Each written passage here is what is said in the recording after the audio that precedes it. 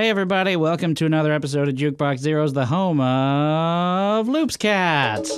Oh, Loop's Cat. Awesome. That's a new one. Big Chungus is no longer affiliated with this show, and we kind of forgot how to run the show without memes. Yeah. So, like acting as our sponsor, so this is just to tide us over for a while. So if you got Loops, brother, give him to that guy. Please. He needs them. Loops, brother, please. Excellent. How you doing today, Pat? What are we doing again? We're doing a show, right? Yes, we're recording. We're doing a potting cast of sorts. We're recording. Okay, I better get back into the zone here because I was thinking about memes. You left the zone? I did. I left the podcast zone for a bit. You're not supposed to leave the zone. Not while we're recording. I'm not allowed to dissociate while I do this. Why did we even go on that long retreat? Because I needed to figure out some things. And I mean, did we have fun canoeing and roasting marshmallows? Yes. Yeah. But you were supposed to go away learning not to leave the zone. Well, the tree told me that I should, step out every so often. Don't ever leave the zone. Who said that? You don't. I'm sorry. What do you say we start getting into the nitty gritty with some of our recurring segments? That's fine. I mean, we could just go with the nitty and not the gritty, but one way or another. No, do them both. Why not? Oh, we got time. Madman today. Yeah. All right. Nitty and gritty. Here's Fritty. And pretty. You can't see this because it's an audio format, but when he said that, like a whole bunch of glittery rainbows just exploded from out behind him. It's very true. Yeah, it was fabulous. And Kitty. Yep. Is there. There is most definitely Kitty in here. Yeah, there's a few. Not here in the smell cave, but like, just all over the place. Just in general, and I love each and every one of them, and I wish I could hug and squeeze every single one. I think we can all agree with you on there.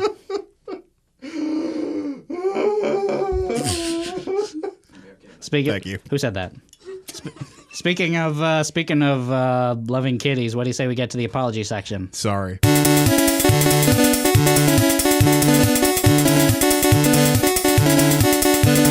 I'm sorry!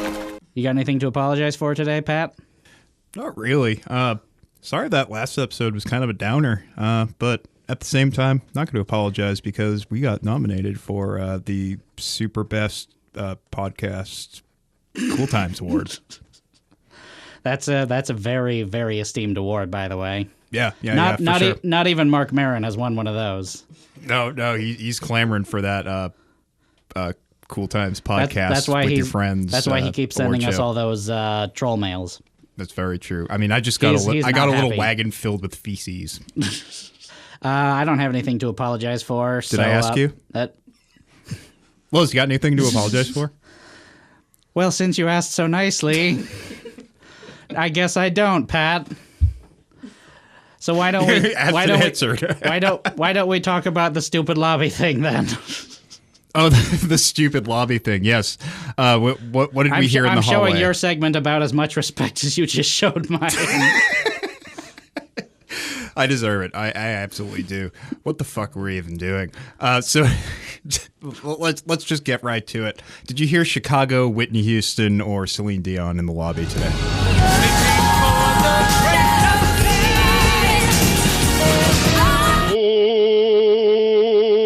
I heard neither. Unless Chicago ever had like a phase in their career where they sounded like some weird hybrid between REO Speedwagon and In Excess, I heard something completely different, completely separate from Celine Dion, Whitney Houston, and Chicago in the lobby. And I am terrified. I mean, I clearly property manager Ashley has gone mad with power. Clearly. Point. I think she's figured out that we do this segment now, and now she's just screwing with us. Clearly. Why don't we just get right into this episode? Because I don't have time to go over the neurological comings and goings of our property manager. I'm kind of sick of her shit, to be honest with you. As if any of us do. It's getting in the way of her plowing the snow that is still here to this day. It's April something at this point. Thank you for checking your watch. I don't know when this episode is going to come out, but there will probably still be snow on your lot, right? Absolutely. Yeah, it's still going to be there. I don't care how hot it gets. It will remain. And it's at this point reached that level of like gross, like just grimy snow that you can stand on sort of thing, right? It's also covered in dog poop. Gross. Yeah. Anyway, our guests today, very, very good friends of mine, very, very old friend of mine, Aimee Hauthaway. Hi. She's back. I'm back. She's back from the Christmas episode doing a non-seasonal album. Unless, I don't know if you could call this a seasonal album, but we'll get into that later in the show. Also with us is the fabulous Todd Wilcox. Hey, hi. Here for the very first time. Yep. How's it smell? It's neutral, I guess. Okay, good. That's what I was going for. I had to light some incense in here earlier because Gina was keeping some of her old plant life in here, and it was starting to smell like plant farts. Like Swamp Thing. Yeah, like Swamp Thing in his gassy His body. in his gassy ways. Gassy body. Yeah, I mean, you just press on his little bulges and the bubbles come out. He's got a hot body. I mean, temperature. Oh, sure, 'cause absolutely. It is swamp gas. Yeah, I He's mean, packed. it's He's warm. jam-packed. Now you can't smell anything but the stench of failed hipsters. It's true. We are so lame. Prove me wrong, children. Prove me wrong. So should we just start getting into this album, Pat? Or yeah, go for it. All right. I'm just adjusting some knobs here. Yes, he's our sound guy. Yeah, I do a lot here on this program. I write the music. I mean, I didn't write all of it, but one time I did. Yep. He's here while our regular sound guy does not exist. Yeah, Gustav actually, he doesn't exist, but he's also on vacation. Yeah, so he's got double the excuse. We're in a pickle, We're in. to say the least. We are in a pickle. Anyway, Britney Jean Spears. Whether you liked her music or not, whether you were 100% on board or if it drove you to drink, she's made a sizable impact on American pop culture. The performer behind inescapable singles like Baby One More Time, Oops, I Did It Again, Toxic, Piece of Me, and Womanizer, just to name a few. Singles that have made Spears one of the best-selling musical artists of all time with over 150 million records sold.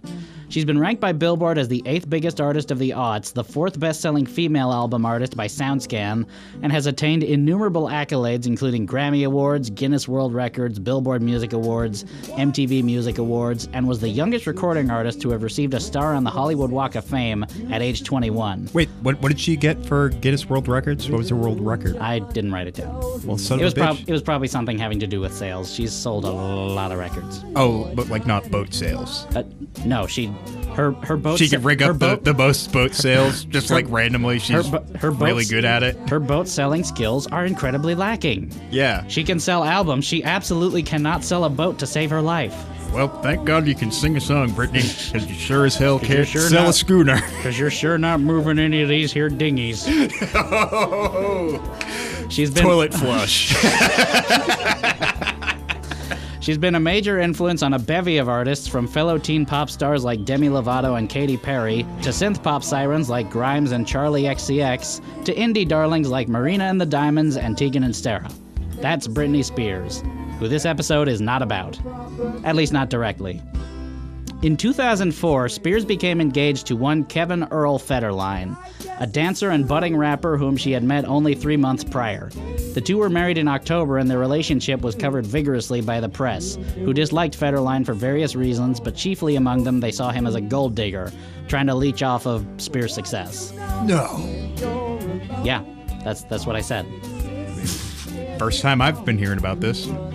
But Federline wanted to shake off this reputation and set to work on producing something of his own, a rap album financed by Spears herself, who wanted her husband to feel like she was supporting him. Oh, that's really nice. Much promotional blitz was also sunk into the release of this record, including a lavish record party in Los Angeles hosted by Spears herself, who would ultimately divorce Federline after the album's release, citing irreconcilable differences. The album, Playing with Fire, was released on October 31st, 2006, and was a major commercial disappointment, selling only 6,000 copies in its first week and debuting at number 151 on the Billboard 200. Man, who bought one? And this was back in 2006, too, when selling 6,000 copies wasn't just the word of the day like it is today. Right, for sure. Beyond just sales, however, Playing with Fire was released not just to critical dislike, but vast, widespread, overwhelming critical dislike. With a score of 15 out of 100, the record currently stands as the lowest rated album to have been aggregated on Metacritic. Wow. Lower even than Limp Bizkit's Results May Vary, our third episode, and reviews uniformly reflect this opinion. AllMusic, Rolling Stone, Slant, and Now Magazine have all rated Playing with Fire 1 star. People Magazine went a step further, giving it half a star, while Billboard gave it a grade F. The lone positive review for the album came from Ron Harris of the Associated Press, who called it a credible, entertaining debut. It's pretty hard to argue. Fair. It's pretty hard to argue the ratio of one positive review to all the other reviews. Yeah, But worst of all time on Metacritic is pretty impressive, Yeah. I gotta say. But I guess that's why we're here. I mean, that's what we're spending our afternoon doing, listening to Playing with Fire by Kevin Federline. Yes, is it truly the worst of all time? And we're here to explore that today. Yeah, that's the word of the on day. Jukebox Zeroes. That's the word of the day here on JBZ. Yeah, that is true. We're here to sort of re-examine and explore, because I assume this is the very first episode that you've listened to. Yes, we're explaining the concept of this episode about 26, 27 episodes in. We're just going to spend most of this episode talking about what our show is about, just anything to not talk about this guy, Kevin Federline, huh? No, at some point we got to get into it. Todd, what's your first experience with Kevin Federline? Where did you sort of what was your entry point? This right now. Where were you when Kevin Federline happened? I was at home and my dad was pissed. Not because of that. Something else. It was 2006, though. What was the official date? Was this 2006. It was like, I think this came out in... Oh, yeah, I just said it released October. It came out on Halloween of 2006. Ooh, man. Spooky. We could not have made this up. It is, I mean, I guess it is in many ways the spookiest thing to come out in 2006. Yeah.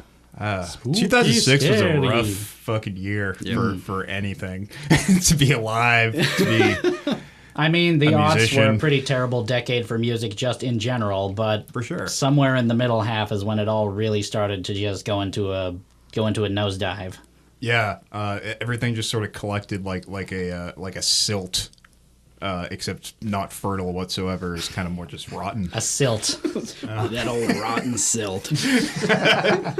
Good for growing corn and such. You think we should stop just sort of beating around it and just get into it?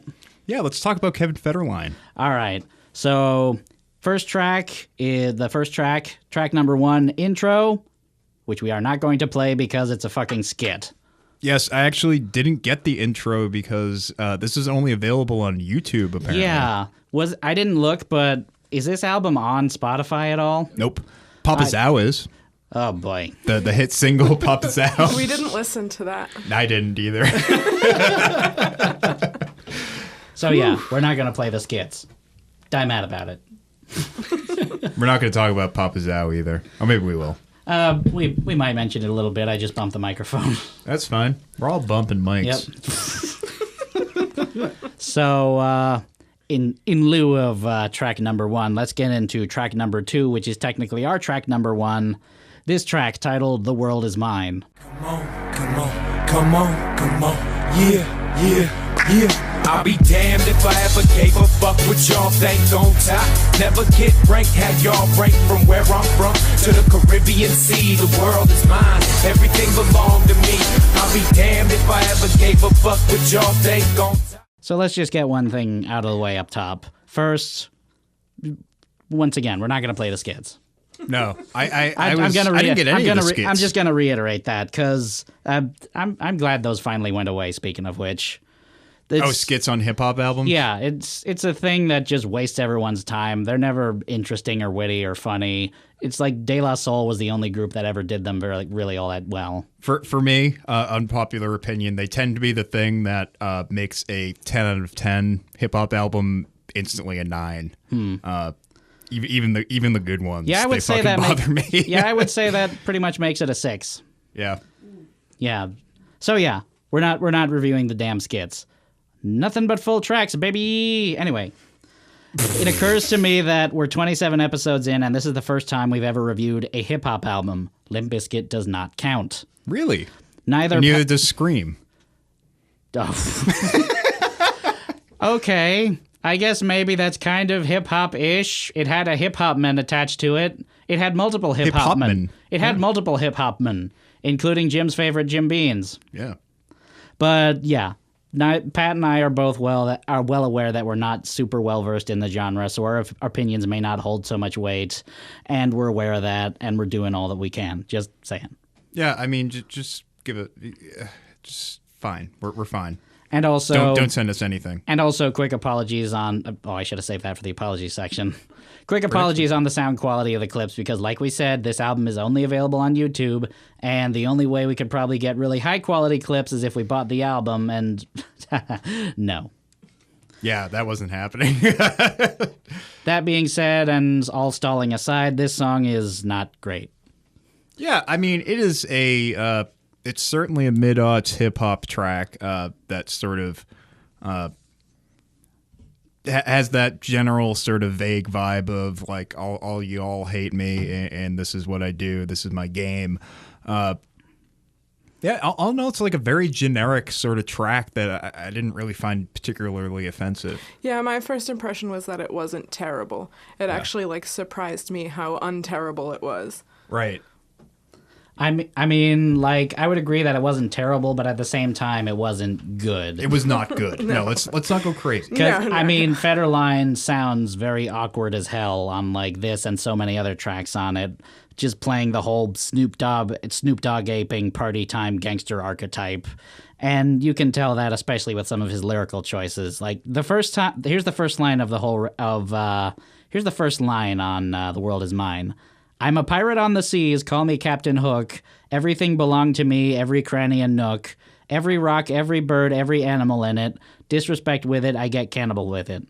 Yeah, I definitely took umbrage with that nook and cranny comment. Yeah. He can have all the like rocks and birds and like and English muffins. Yeah, he can take them. That's fine. He can have them if he needs them. And if you want an English muffin though for my eggs Benedict, he can't take those. They belong to Kevin now. Yeah, Kevin. And if you cross him, he's going to eat people because he gets cannibal with it. Literally, no other conclusion can be reached. It's very clear. But I mean, was harboring some dark shit. I would say that this does not bode well for the rest of the album. If like the rest of it is just going to be more of this, right? If this is going to be the class of rapping that we're going to be dealing with, over some admittedly not terribly badly produced beats. Yes, that's one thing that I can say about this record overall is that the production was like fine. Yeah, I mean, we'll probably touch on that much later, but I would say for the most part, the production is probably the best part of this record. Yeah. Thanks, Britney. She was executive producer on this, as well as Bosco? Bosco was his name, who will pop up much later. And there's another one that was like something about a finger. Something about a person named Finger? Yes, it was a group of people. No, I'm sorry, it was a duo. Fingers and something. Yeah, it was like Fingers and Fingy and Dingy. Fingy and Dingy. That's what they were called, right? Fingers and Twerp. Fingers and Twerp. I have all this written down in my notes, and I completely forgot that's what they were called. I mean, also Christopher Notes Olson in the mix. Okay, who's that? I don't know. He's Christopher Notes Olson. And J.R. Rodham. I mean, a name like that sounds like he should be like fronting some dad rock band or something. What, Christopher Notes Olson? Or he should be like one of those, classically trained electric guitarists that are like a second tier Yngwie Malmsteen kind of guy. Yeah. J.R. Rodham kind of just sounds like a children's fantasy author. I guess he does. We got anything else to say about this track? Nope. Then let us move on to... push it right off the goddamn cliff. Track number 3, titled America's Most Hated. I'm here now. I know y'all been waiting. America's Most Hated. I know all about you. You're mad that I made it. America's Most Hated. 180 in the Rari, and I'm faded. most hated. It's the moment y'all anticipated. Hated. America's most hated. Same as before, really. Yeah, we're kind of a similar cloth here. The production's still pretty good, but the delivery's still uninspired. And once again, the most embarrassing part is the lyrics, which, of course, is about 80% of a quality rap track. So to fall short on that front is pretty bad. Yeah, I mean, we're anticipating what exactly? Anticipation of the most hated in America. I mean, presumably at some point there's going to be fire. Because that's the title of the album, and Kevin Federline is just really gonna play with it. Yeah, It's gonna slap which it is around. really, which is really irresponsible. yeah, just really get his hands dirty. My son got into my fire again. God, jeez, unbelievable. I thought I kept it locked up, but I guess I guess he figured out the combination on my fire cabinet. I thought that paint can was certainly sturdy enough, but it just didn't. He got through. Dad, I accidentally got your fire all sticky. Sorry. Ah, God, now I gotta run it through the wash. Oh, Jesus. Bob, Dad left the fire cabinet unlocked. I couldn't help but go in. Oh, man, I took some of my dad's fire for that party, and I gotta put something back in there. He's gonna know. Quick, put water in. That's supposed to help. No, it's a grease fire. Gotta mash it out with a pan cover or something. So once again, I feel like this is going to be a recurring motif, but here's a small sampling of some of the very surface level words that fall from Kevin Federline's food shoot. I'm on the front line, dodging cameras like the one time. Can't even tell when it's California sunshine. But it's okay, I got something for you. I'm handing out ass kickings like diplomas. And what I want to do is I want to hug and kiss you. My point is that this song focuses predominantly on 2 of maybe 3 or 4 topics that get covered throughout Playing with Fire.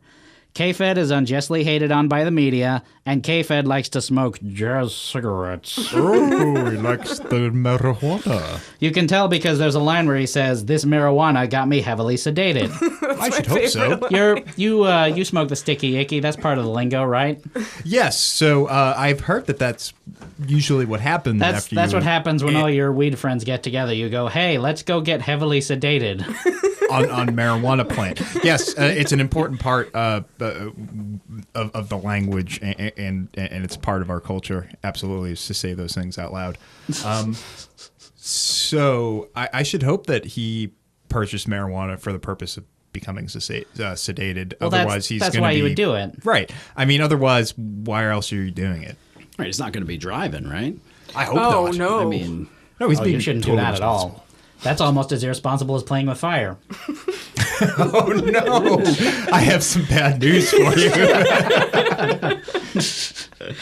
I thought the lyrics in this song were actually really good. Oh yeah? Yeah, like this, if I can read a little snippet. I'm loony, all these model chicks want to do me. Tabloids tried to screw me, magazines do me. I'm nasty, too fucking slick and sly. So high, I could probably drop a shit and fly. That whole stanza stuck out. I remember every word of that. I don't know what that means. This song takes on a whole completely different context when you say it in like that very stentorian tone you just said it in. So yeah, do all the models want to do him? Was that a thing? I mean, Was anyone interested I guess in we him? could ask him. Yeah, we could ask them, but we'd be here a while. Yeah. I mean, I don't know if there's like a phone book where we could get all the contact info models. of the models. I mean, they're all just running pyramid schemes now. I guess so. So, for all that Federline believes he's been unjustly wronged by the media, there was no dearth of reason to dislike him leading up to Playing with Fire's release. Prior to dating Britney Spears, Federline was connected with actress Shar Jackson, best known for the role of Niecy from the sitcom Moesha and Monique in the film Good Burger. Perfect. Federline separated from Jackson in the middle of her pregnancy with his second child to go be with Spears. The media understandably was aghast at this revelation and sided with Jackson, who stated of his going after Spears, it wasn't just like breaking up a relationship, it was like breaking up a family. Kind of a dirtbag. Yeah, a little bit.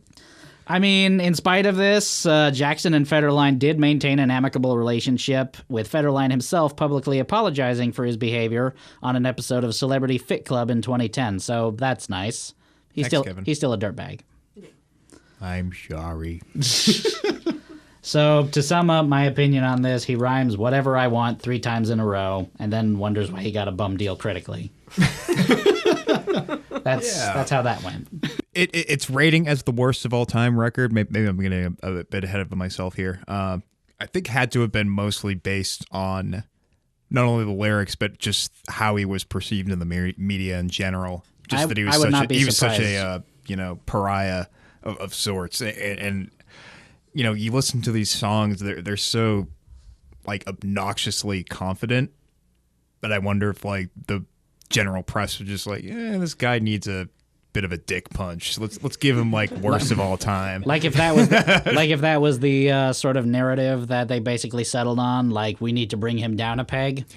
Because they probably had to cover him because he was the news of the day. Because he was dating one of the biggest pop stars at the time. He was just some guy that showed up on the scene. But so he was like a dancer or something. Is that was what he did? Yeah. Before he was a professional dancer. And like I don't know who he was working with before Britney. Clearly that was like his big break. Was being either hired by Britney? Is that how they met each other? I should have written that down. I don't know. I think he did some backup dancing for other artists. I think Beyonce. Yeah, I know he appeared in a lot of music videos. I think Beyonce was one of them. I think so. That's Britney invited him to tour with her after they had already started dating, so it was a little bit of nepotism, I think, as well. Oh, I see. Well then, come dance with me. It's just fine. You said that in a way like someone just luring kids. Yeah. It's just fine. Listen, I have some cavalier views on how this all went down between Britney and Kevin. Oh no! Oh, this is bad. I think y'all just hated Kevin. I really think we all just hated Kevin, and we were blind to what was really happening. Is this how we find out you're a K-Fed apologist? I am. Yep. Sorry, it's my thing. It's my red pill moment. Oh my God! Finally awake. Finally. Hashtag woke. That's still slightly better than being a flat earther, but still. I'm a K-Feder. That Britney Spears was real mean to my boy Kevin Federline. He was supposed to have the biggest career of all. He's just slumming it down in the Del Taco where he works now. He got a job in a toll booth. He's doing better. All right. Well, that's nice. I mean, at least he's working for the government. Let's move on to track number 4, shall we? Track number 4, titled... By which I mean his title, Snap. Here's track number 4. When it's two-step, man, I just and I ain't calling for them drinks no more. I just and I ain't hollering at these hoes no more. I just and they know when it's time to go. I just It's really sad that this could be considered a compliment, but this is probably as good as this album is going to get. So I really thought he was saying nap. I just nap. I just got to put myself down for a little while. Okay, Garfield. I really thought he was saying nap, but it's really... When I picked up my phone because it's YouTube, that it was just the whole album, so I didn't know where tracks began and ended. I can only really... The only reason why I knew a new song started was I would just look at the name and, oh, that was the hook in that song. He said that word a million times. But I thought it was nap. I thought he was little bedtimes. Okay, K-Fed, okay. It's fine.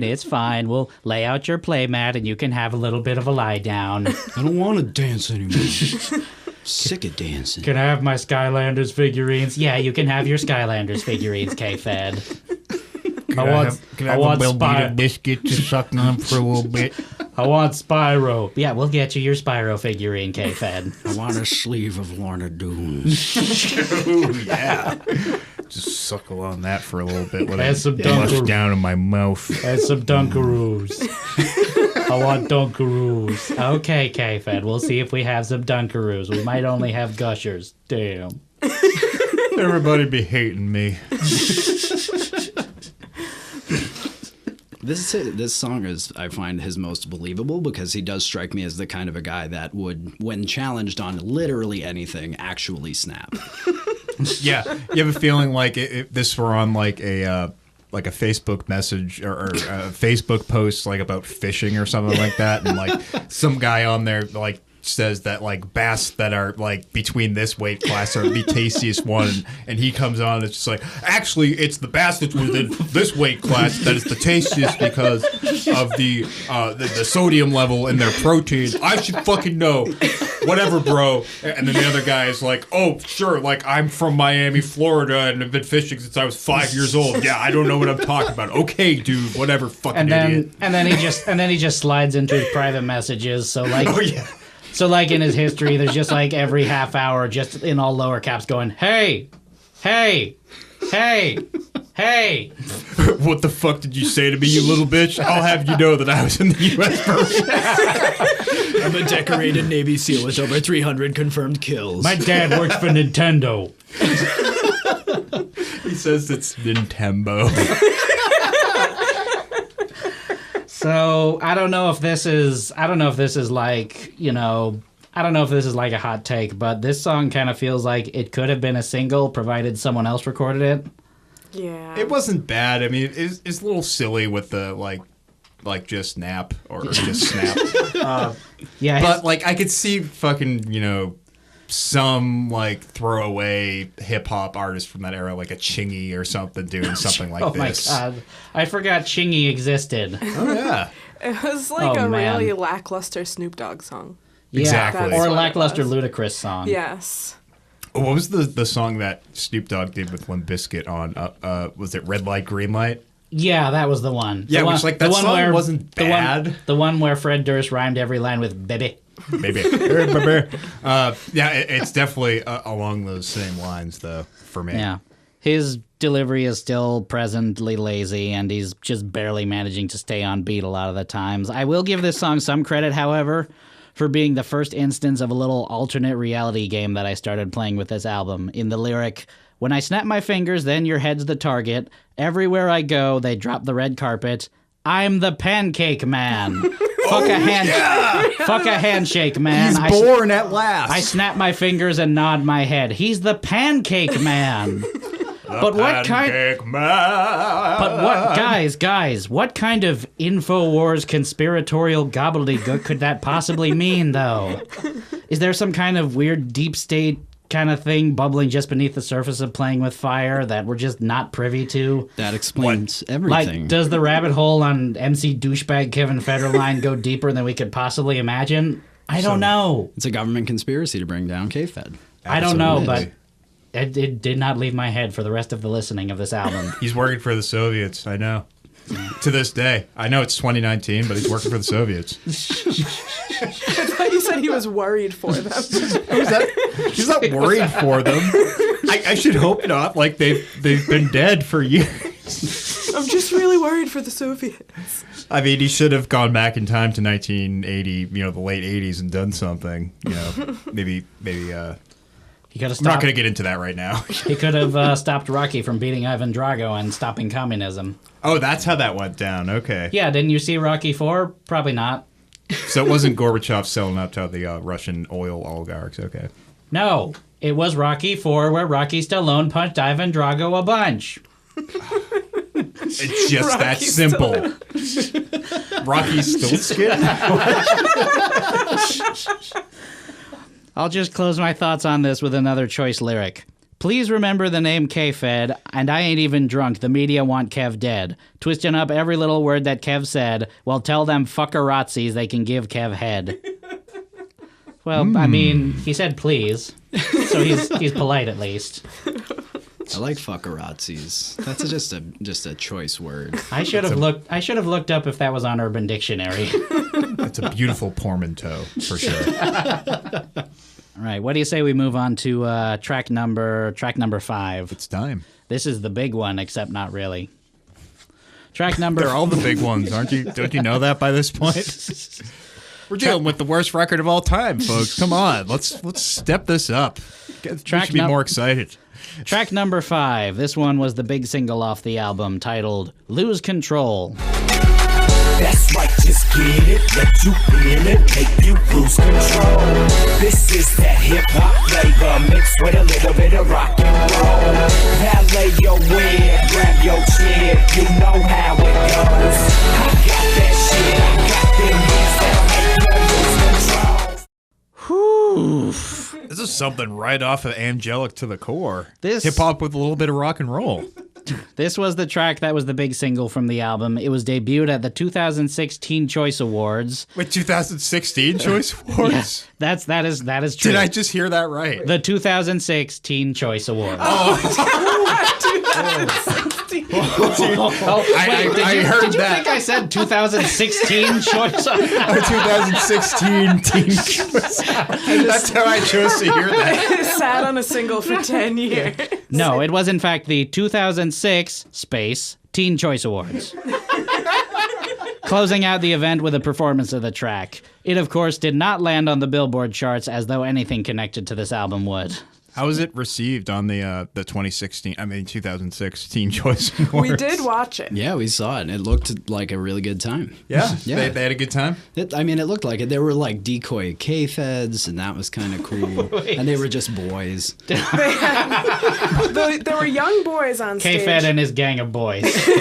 They were all incredibly talented dancers, which Yes. upstaged I like that idea. the rapper. On the K-Fed stage. and his gang of boys, like he's some kind of dirtbag Fagin. Everyone, I just picturing him with like a row of marionettes or something like that he's also controlling with his arms, but it looks like they're dancing in tandem with him. I think he just collects like street urchins. Yeah. yeah, Like like I said, Fagin. he's a dirtback Fagin. Oh, Some sort of Everyone Dickensian everyone nightmare. gets Oliver Twist jokes. well. Damn it. So about this I thought you were song, talking about Donald Fagen from Steely Dan for a second. That mythical creature from upstate New York. yes, that Dickensian character, Donald Fagen.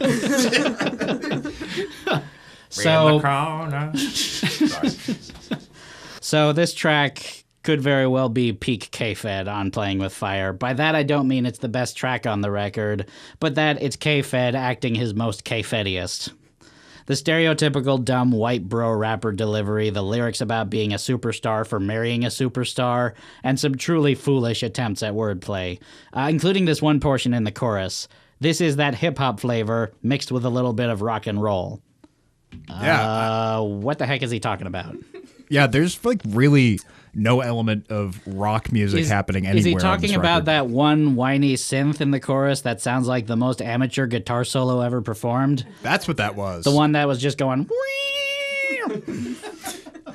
Yo, we gotta get a guitar solo on this album. I mean, I don't know any guitar players, but like just get something that goes like wee like guitar does. And they just sort of went with that. I know a guy who can do a good impression of a guitar. Cool, that'll work. Okay.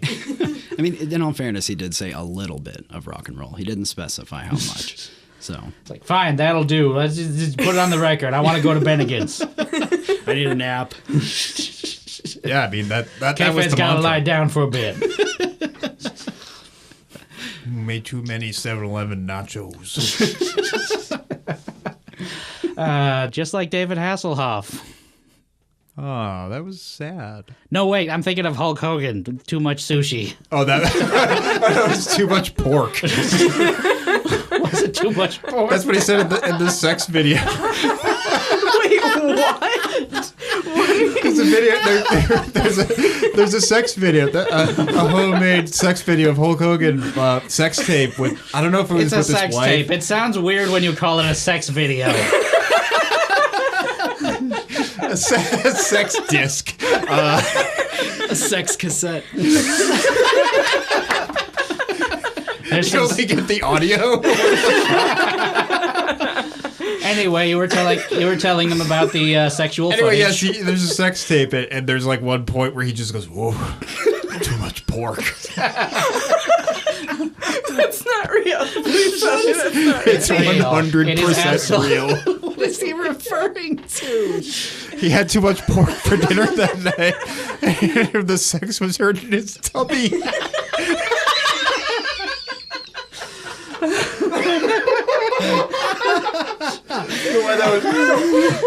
Saying that out loud made it way more funny.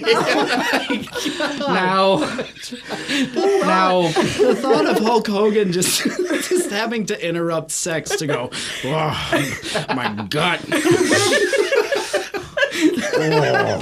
it's not sitting well, brother. Hold on. Just slow it. Hold on.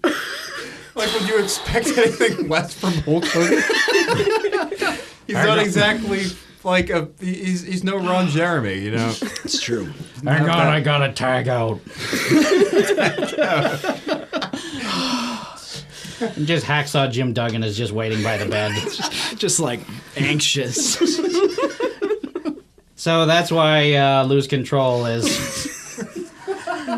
Now, before Lose Control was announced as the lead single off of Playing With Fire, 2 other songs were in contention for the position, neither of which appeared on the final record. Tracks titled Y'all Ain't Ready, which tries to make a clever malapropism out of referring to paparazzis as Pavarottis. And what? He refers to paparazzi at one point as Pavarottis. Oh, Pavarotti, like the operaman. Yes, like the operaman. And Popo Zao, a Brazilian-inflected track accompanied with a bizarre viral music video of K-Fed listening and just kind of bobbing his head to the track, looking very, very satisfied with himself. Yeah, good for him. Both pulling out some new influences, sure. Both tracks were removed for consideration after they were deemed to be embarrassing and fundamentally stupid. Well, sure. But quick, why not? Quick poll, guys. Quick poll. Would this have made a better single than Lose Control? Your thoughts? Toy your thing on me, baby. Toy your thing on me. Toy your thing on me, baby. Toy your thing on me. Gatinha sai do chão, vai descender popozão. Gatinha sai do... Is Kevin Federline Brazilian? I don't think... No, he's not. He's very much appropriating on this track. I don't know, kind of slaps, to be honest. It's got a better beat than all the other songs. Yeah, I don't know why he uses a water drop as a snare, though. I mean, no one else is doing it, so why not? Yeah, very watery. K-Fed do as K-Fed do. Yeah, I mean, good for him. I mean, it's a terrible song, Papa Zao, and that's... Yeah. What else do you have about that one? Not much. I'll just say for further research, you can not only find the music video for Lose Control on YouTube, which follows a very tried and true to death in the aughts rapper performing in the club scenario that so many other pop rap videos followed. But How else would we know where to listen to it? Yeah, like Aimee and Todd said, you can also find K-Fed's Teen Choice Awards performance of the track. And I'll just say, time has been kind to neither. The Peer to Teen Choice Awards? Peer to Teen. Yeah, they really got downhill. I'm in the Homestar Runner like shit posting group on Facebook, and someone posted something about Peer to Teen Choice Awards, and it reminded me the other day. That's so fucking good. Oh, boy. Let's move on to track number 6. Track number 6, this one is titled Dance with a Pimp. But she could come dance with a pimp. Ants in the pants, move your ass like this. Come dance like this, make it crack like this. You can find K-Fed in the back like this. Hey, baby girl wanna dance with a pimp.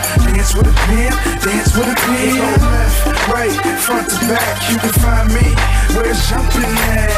Baby girl wanna dance with...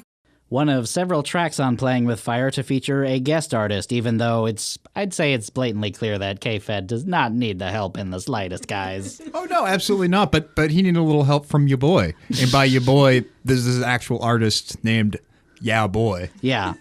Yeah. In all seriousness, though, I would say having a guest vocalist is one of the worst things for Playing With Fire to be doing, because every time one of them makes an appearance, this one by, like Pat said, in this case, it's Akon-affiliated rapper Ya Boy, it just highlights how ill-prepared and lesser Federline is by comparison. William Joseph Crawford is his Christian name, by the way. I mean, Ya Boy is by no means a top-tier rapper, but he effortlessly is more interesting to listen to than K-Fed, I would say. And yet he's just kind of relegated to the chorus hook and one single lyric that Genius.com couldn't even be bothered to transcribe. Oh, that's too bad. By the by, I've been doing all of my lyric research on Genius, but I want to offer an extra special shout out to the user JJJ888, who has not only transcribed this track's surface level lyrics, but overanalyzed them to a pretty silly degree. Yeah, doing the Lord's work there, for sure. From the description itself. K-Fed shows the listener a masterclass in free indirect discourse by not only questioning what it is to be the pimp of all pimps, but what it means to dance with one, thus dance with a pimp. That's incredible. Yeah, this is a early contender for least favorite, I have to say. Oh, yeah? This was like probably one of the... all right, so... This is a really weird album for me to review because I'm someone who tends to latch on to the music first and lyrics second. And I really think the meat of what makes this record so abysmal is more in the lyrics and just the character in general. For sure. So this was the song that I really started to notice the lyrical, the cracks, I guess, of K-Fed's, where he starts to fall short of lyrical prowess, I guess. And there's just something about the hook in this song that was super obnoxious to me, and it just reminded me of a lot of kind of mid-aughts drivel rap at the time, where we're just kind of like repeating that one line like really ad nauseum. You mean like the kind of stuff that Chingy made his métier? Sure, exactly. And like some of that's fine, but like, yeah, after like I've already gone through 5 tracks of this shit, like I'm already just not interested in what this guy has to say. And this was, like musically, it was the hardest to get through was this particular track. Yeah. It's still not very good. Nope. It's not. I'm not making any claim otherwise. K-Fed hasn't all of a sudden gotten good at rap in the intervening time between this album's beginning and now, and I would say Ya Boy's verse is still, and the production is still the best part. He's not my boy. He's all of our boy. Yeah, we can share him. Okay, good. Yep. Ya Boy has so We many all multitudes. paid into the boyhood. Ya Boy is a boy with multitudes. Thanks, boy. You guys got anything more to say about this track? Nope.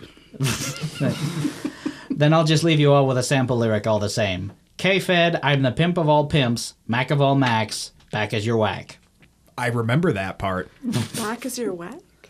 I don't know what that means either. Whack as your whack? Back as your whack. Back as your whack. Like, I'm whack and I'm back. I mean, And I'm thanks yours. for... I appreciate you announcing it. I have so returned... We can adequately prepare for the whackness. I have returned equally as much as you are whack. That's what I assume. Okay. That's what I assume the sentiment was. Okay, I get it. The exchange between the length in which you are back... Except he's not back. It's his fucking debut album. He's back on He was track never 6. gone. Does this have anything to do with like dividends? Yeah, it gets tricky. It gets real tricky. You think maybe this is co-written by his H&R Block associate guy? I mean, he's just asking anybody to be on the album at that point. Yeah. I guess so. Yeah. This guy helped me with my taxes, got me a sick-ass refund. I'm going to buy so many playmats to sleep on with it. Well, actually, what I found was he kept claiming himself as zero on his taxes and wasn't actually making any money on his refund. And he was actually the first person I saw who claimed himself as negative Pimp of all 1. pimps!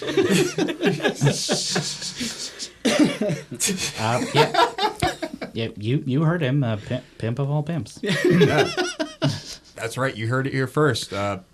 Greg down at H&R Block is Pimp of all pimps. Did you just call him Greg? Yeah, Greg. Greg with an I. Graig. My parents couldn't decide if I was Greg or Craig, so they kind of compromised. Greg McTame Timley. I don't care much for this hip-hop thing. I'm more a fan of Jack Johnson, but... He likes Ray Wilson, Aaron Genesis. Ray Wilson would not be having this album at all. Oh, it's way too much fire, too much spice. A little too spicy for me. Oh, Thanks. especially on Popo's Ow. Oh, yeah. But how would he react to Papa's Out, you think? So vulgar. You really need to be talking like that, no. He doesn't say anything. Oh, just the Brazilian language itself is too spicy for No, his I think ears. he was just referring to all of it.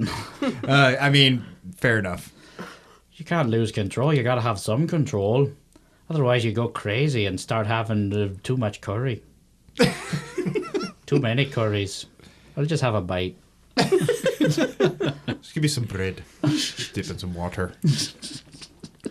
Could you water down that bread for me a little bit? I can't water it down much more, Captain. Sorry. Let's move on to track number 7. We're really blowing through this album, aren't we? Yeah, I mean, there's not much to say about That's yeah. I mean, what can you say? How many different ways can we say this isn't very good? Yeah, the you know, it's so grand in its mythos for sure. Track number 7, titled "Privilege." I got LA feeling like Vegas. No bodyguards, I'm forgetting that I'm famous. For the privilege and like the Vegas, I'm feeling myself and all I got to say is let's get something to smoke and pour me a glass of privilege to wear my throat. Tonight it's going down. Yeah. You can't see it, but when we were listening to that, Aimee just stone-faced was just shaking her head no. Probably in reaction to my enjoyment of this particular track. I liked this one. No, around this point in the album, I like could not. It was like pulling teeth getting through at this point. This was the resistance was bared down to the nub at this point. I would not say that this one was as hard to get through as the Limp Bizkit album, but it was kind of hard to get through, but for a different reason. Like the Limp Bizkit album was just unpleasant to listen to. This one, you just get bored. Well, the Limp Bizkit album, it was like the attrition aspect of it. It was just like really wearing you down to the nub over the course of that 80 minutes. This record is like blissfully only like 42, 43 minutes. Without the skits, yeah. Which is pretty crazy for a record of that time period, especially like a hip-hop album from 2006. Yeah, that was a trend during the time. They just made their albums like as long as they possibly could, fitting like tons of tracks in. Yeah, it was like a bit of mercy, I guess, bestowed upon us unexpectedly, for sure. It still felt like 80 minutes. Yeah, I mean, time does slow down when you're in the K-Fed zone, for sure. So once again, as before, we got guest performer / producer Bosco on the chorus hook. Bosco, I love Bosco. He's real big. Big old Bosco. Wait. Your reason for liking Bosco is that he's real big.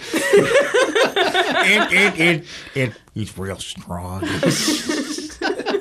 Handsome. He can lift a rock. Big old A rock really in big my rock. house. Just imagining Bosco carrying K-Fed to the car when they're done. Thanks, Bosco. You're real strong. He had to carry K-Fed. He took a nap. All Bosco can say is Bosco. It's like Andre the Giant in The Princess Bride. I was thinking more Hodor. Bosco.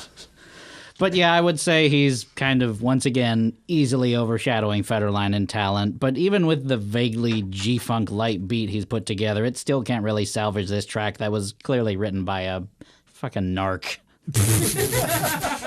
Did you know that K-Fed likes to smoke pot? If not, he'll remind you on every 6th line of this song. I mean, at least he acknowledges his privilege on this particular track. I will give it It makes him heavily sedated, guys. And he loves it as much as his wife, which is good. Yeah. That's important.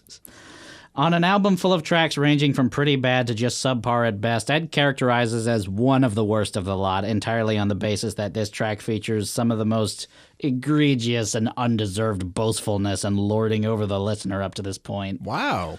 Like, I mean, I picked out a couple of choice lines. I got LA feeling like Vegas. Nobody does. I'm forgetting that I'm famous. Fuck you. Real smooth when the guts as fresh as me. Yeah, K-Fed living comfortably. Fuck you. And yet still makes time for fucking creepy as hell stanzas like, it's going down like a fresh pair of panties. Cab looked better than a couple of pair of Grammys. Or, I got Gucci on, she got Prada. She calls me daddy, but she's not my daughter. Oh, right. I remember that whole part. Shit, Jesus. That's coming back to me. Yep, and he's not her father, so let's just get that one in there. Yeah, as far as we know. Fucking Kevin gross. Federline did not give birth to Britney Spears. Was this the song that mentioned little boys also? Whoa! There was a line about little boys. No, There's a line about little boys getting it on. Something to that effect. Little boys were getting it on. No. Yes. You can't make a claim like that and not back it up. It's backing coming it up. up. I don't know if it's in this song, but it's coming up at some point. Yeah, It's coming up. Yeah, look, We're building up to it. it's coming up. Building It's, up. it's coming up. It's dare. Oh my goodness. Yeah, look that up. I'll keep talking for a bit. What few points this track does earn for me, however, is once again, it brings us ever closer to solving the deep-running conspiracy with another reference to the Pancake Man. I hope you're all paying attention because we're going to need to break this all down by the end of the show if we hope to crack this code. Yeah, so there's a quiz at the end of the show, guys. Sorry. Okay. No, I love a pop quiz. For the audience. So I guess I should Not give for this you track. guys. I guess I should give this track some credit for actually invoking a visceral reaction to me, but I still hate it. Bosco's fine. I actually thought that this was production-wise one of the more interesting tracks, just because there was something kind of going on with that guitar stuff. I thought that was kind of nice. I don't know. That was fine. Better than nothing. I don't know. Let's see you write a track for Kevin Federline, huh? So that line was actually from America's Most Hated. Oh yeah? And the line is, I got my blue Yankee fitted on, watch to match. Little boys, we can get it on. Watch your back. Oh no. Okay, yeah, we missed on that one. Holy shit. He meant little men, guys. It wasn't anything untoward. What do you have a problem with men of small stature for? Whatever, they deserve the same shit When as you the tall boys. say little men, do you mean men of small stature or literal Like tiny men? shrunken men. Shrunken men. Like Peter Dinklage, like he's great. He gets roles. He gets roles in movies, like despite his stature. Well, you they know, I want to- really he wants to appreciate get that it visibility. on. Yeah, I don't think Peter Dinklage wants to kiss Kevin Federline on the lips. Maybe not a life size Kevin Federline. Maybe like a shrunken down version. Are you suggesting that we Honey, I Shrunk the Kids, Kevin Federline?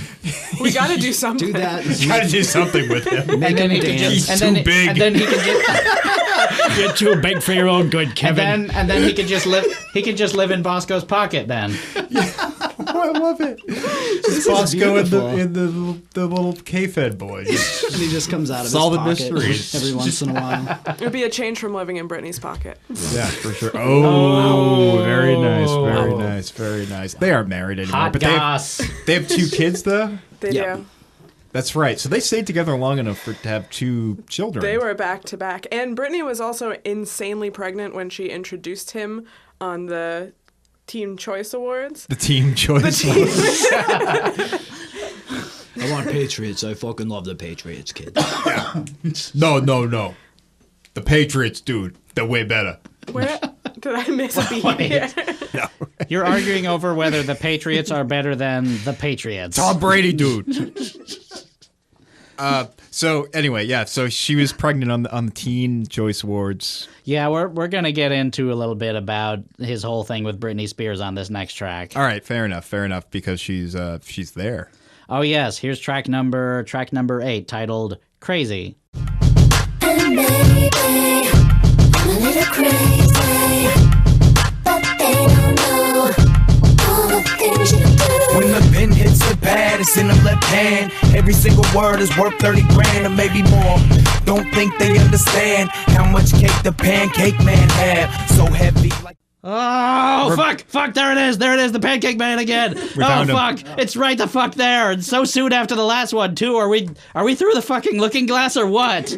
So he keeps sneaking in references to the Pancake Man, but like we don't really find out exactly why he's the Pancake Man until like the last track. It's a conspiracy, Pat. We need to draw conclusions from it. All right, like I just wanted to make sure that was the narrative that we were going with here. I mean, do the conclusions have to make sense? Fuck no, but that's how conspiracies work. Yeah, I mean, okay, we'll get there when we finally get there. Sorry. This makes the third and final guest spot on the album, and you just know she was bound to make an appearance sooner or later. Guest chorus hook by Britney Spears herself. And just like the Bosco featuring track, her parts are piles more interesting to listen to than K-Fed's. That's the difference, because they've got presence, charisma, and personality. She also already has a song called Crazy. Oh yeah, I hadn't thought of that. Drive you crazy, drive me crazy. You drive me crazy. Jeez, They chill out. drive me crazy. They driving me crazy. God, I just assume every song called "Crazy" is just a cover of the Gnarls Barkley song. It's a cover of Crazy Town by Puddle of Mud. No, wait. Are you thinking of Crazy Town was a Butterfly band. by Crazy Town? My early aughts is broken. I'm sorry. What album were we reviewing again? My head hurts. Yes, K-Fed is still an inept K-Fed is still an inept dunderhead on this track. He sure is. But I gotta say, this one feels especially weird for Britney's lyrics about how they just don't understand the real K-Fed like she does. Like, here's how the bridge goes. And they say I'm a little crazy, but they don't even know you, baby. So they base all their accusations on what they really don't know. So tired of all the speculation, fed up of negative fabrications, you say just have a little patience, but they are driving me crazy. Yeah, so that's gaslighting. So I really think it's tough, and not to tie it back into last week's episode, but like Britney Spears did suffer a legit mental health breakdown like shortly after this whole shit with Kevin Federline went down. I think it was like 2008 that she was when she like did the whole public display of shaving her head and shit. Right. And you know, she had been suffering with bipolar for some time, which is like a pretty common. It's a serious condition. It's a serious condition, and also like very common amongst performers. Right. These are people who are like normally would be introverts, but like because of their mania, they become more outgoing, but like their actual mind doesn't know how to reconcile with that, and they go kind of off the rails from there. But yeah, it's hard not to listen to this song and not think about like what's going to happen in a couple years, and not be like, not feel like this is just kind of gross and exploitative, I guess. Yeah. I mean, what I took away from it is that it's bizarre that that bridge is there because it makes it feel less like the romantic thug ballad that K-Fed probably thought it was. Right. And more like Britney Spears is just really, really, really going to lengths to try to justify or even excuse her relationship with Federline. Can like you please maybe take a break from smoking pot like at this particular point in the day so you could help me out with the kids like just for a few minutes maybe? Okay, sorry. Yeah. In fact, Spears' time with Federline could probably be graciously described as one of the worst things to have ever happened in her career. Probably best summed up in the reality show Britney and Kevin Chaotic, which aired on UPN from May 17th to June 14th. Oh, damn, I forgot about that. Yeah. UPN? You probably forgot. UPN, yeah, right? It's probably one of the last things they did on that fucking Yeah, you probably forgot about station. UPN, too. God, so that would have been like around this time, 2006, 2007? Or like 2005-ish. Oh, yeah. Like the album came out in 2006, and like Britney Spears filed for divorce a week later, basically. Oh, right. I remember that. Yeah. I remember that. But the 5-part docuseries basically consisted of various stretches of home movie footage cataloging the courtship and eventual marriage of Spears and Federline. It was roundly criticized as a product of intense celebrity narcissism. It only succeeded in depicting Spears as shallow and vapid, and Federline as a simple-minded dirtbag. No. Kevin Federline, a simple-minded dirtbag? Yeah, I mean, I would have never thought He otherwise. wasn't merely depicted that way. He is. In a 2013 interview, Spears would describe the series as the worst thing I've done in my career, and I would never do something like that again. And I did that fucking movie, too. And whatever it was called. As mentioned, Spears would later file for divorce from Federline, citing irreconcilable differences a mere week after Playing with Fire's release, which would in turn lead to a highly publicized custody battle between the two, which Federline would eventually win, custody of the children. So how's that for fair? As well as an, in retrospect, unfairly covered public nervous breakdown from Spears. Ooh, yeah, that whole thing went down really, really poorly. Yeah. And I actually, like, legit felt bad I for felt her. really sorry for her. Yeah. It took like this long for people to realize, oh, maybe we shouldn't have just been mocking Britney Spears this whole time. Maybe she legitimately had a terrible problem. I mean, there is a real bad tendency for you know, the paparazzi, and you know, not to give... Not to fuel any more fire into the K-Fed camp, but like there is a real fucking problem with paparazzi and like how they invade celebrities' lives, Yeah, and like and they go through these like very organizations also that just sort of make that their main job, like TMZ, do not like they just make it worse. Yeah, absolutely. It's just gossip and like in a really shitty way, and it's no better than like your typical boilerplate small town gossip where it's just people who are jealous about people who are more successful in them, and they go and tear them down where it really hurts, and it sucks. It's basically doxing. Yeah, if you think about it. But like, yeah, the whole tendency of documenting a celebrity's sort of mental breakdown it's really fucked up, and yeah, they did it hard with her, and they've done it. They still kind of do it in more recent years with like Amanda Bynes, who was like, she got it hard. She got it really bad, and like she got like pretty ridiculous on Twitter and everything, but she legit had like a problem and like serious mental problems that like she needed to go through. I feel like it's still kind of happening with people like Lindsay Lohan whenever they pop up in the news as well. Yeah, it's tough with that because it's just it's the type of shit that people just peddle out to like make people feel better about their own lives and like their sort of lot in life, and it's I'm not saying and like the whole concept of a film industry and the music industry and putting celebrities in these high positions is fucked up in and of itself, but like they are people, like they're people who we forget that sometimes. Anyway, this song sorry is not to get fucking dark again. Anyway, this song is not terribly good, but you could have guessed that, right? No, it's not very good. Wait, which song? Crazy. Oh yeah, it's not good. Britney like I had to make sure we weren't talking about the other bad song. I mean, so far that's still kind of par for the course. Like basically, it's just like, is K-Fed on this? Yeah. Is there someone other than K-Fed on this too? Yeah. Okay, they're probably good. What about K-Fed? What about K-Fed? No, we're not talking about K-Fed. Fuck that. Anyway, let's talk about K-Fed again. Back to K-Fed. Yeah. If we must. Track number 9. This one is titled A League of My Own. Fuck me, I'm not saying I'm the best, but I'm saying fuck the rest. I'm in the league of my own. Just give me the word and then it's on. No struggles, I'm living life. Big cities filled with bright lights. I'm in the league of my own. Just give me the word and then it's on. I'd like to take this opportunity to throw a quick shout out to the 6 producers who contributed to this album, because they very frequently feel like the only people who are putting in a satisfactory amount of effort into this record.